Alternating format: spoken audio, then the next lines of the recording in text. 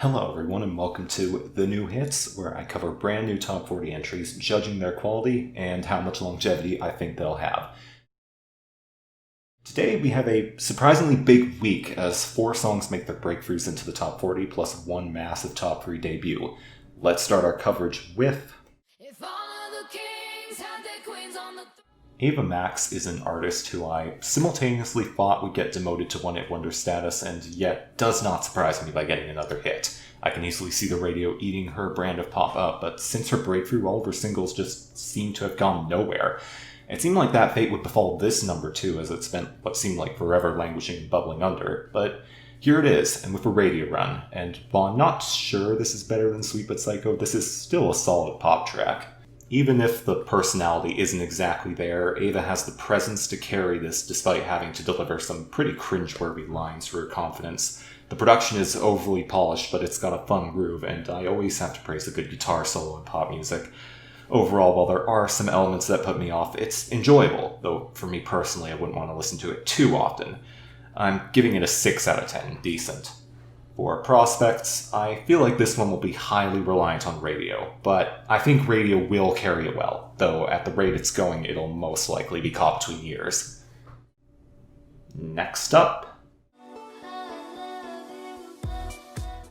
So here's the first case of a song I had already heard a few times before doing an episode of the show, and in all honesty I don't know how this is here.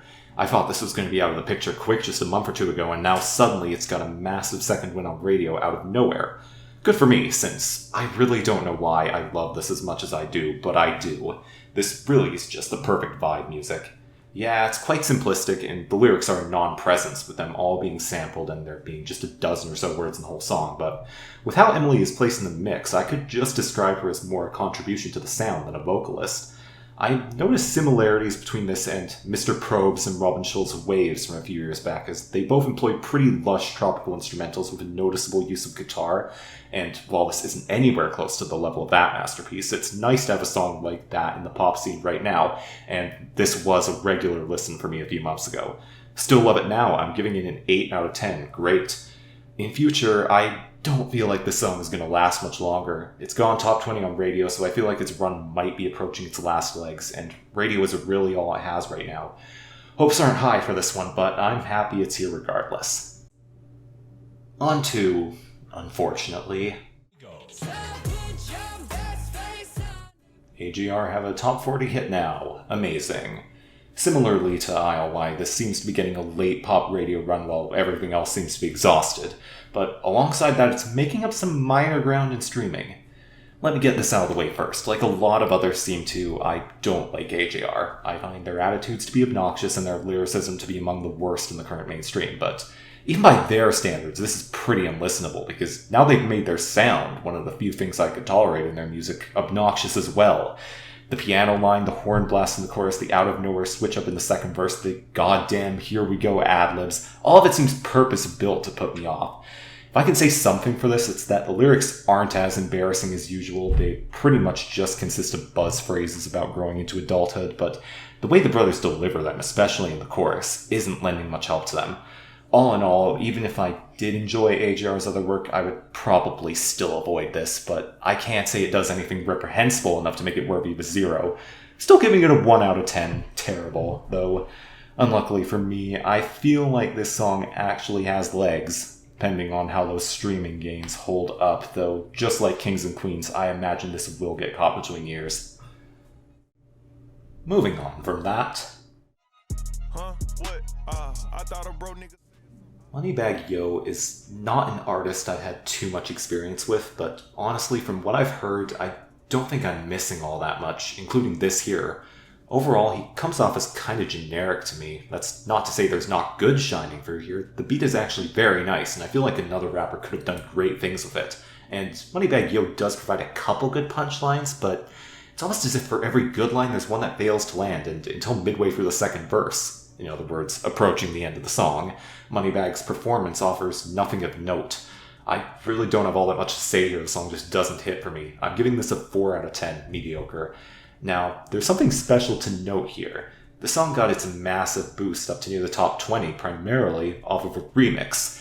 And as I've decided to cover remixes if they assist in amplifying a song's success at the time they make their appearance on the show, let's get to that.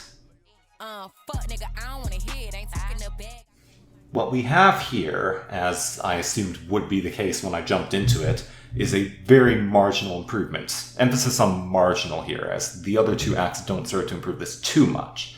I went in with high hopes, as when I mentioned before that a better rapper could do well with this beat, JT seemed to be doing exactly what I had hoped for. But ultimately, DaBaby was a letdown, and Young Miami, who I'm not huge on to begin with, didn't do much for me at all. What I can say for those two is that they replaced Moneybagg's first verse, easily a weak point for the original.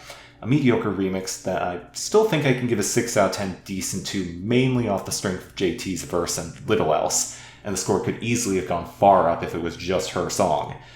Judging the song's future chances, I'm not entirely certain. It might fall flat as the remix hype fades, but personally, I think it'll stick a little longer than that. And finally, we come to this week's big newcomer. I can't say I'm exactly surprised by Justin Bieber's swing into a more gospel-tinged sound, but what I certainly wasn't expecting was the possibility for it to sound pleasant, and yet it does.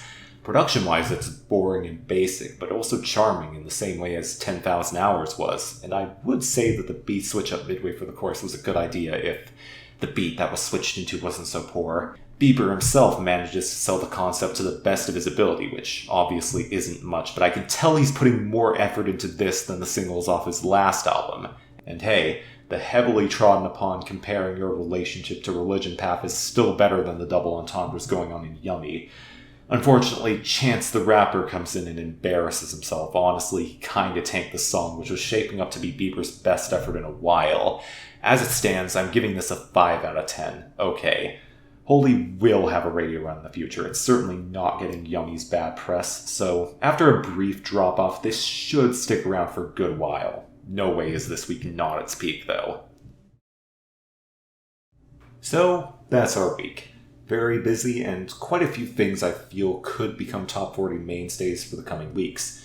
Next time, Travis Scott. But otherwise, not too sure what's on the way. Maybe Machine Gun Kelly can make a breakthrough, but we'll have to see. Until next time, see you on the next episode of The New Hits.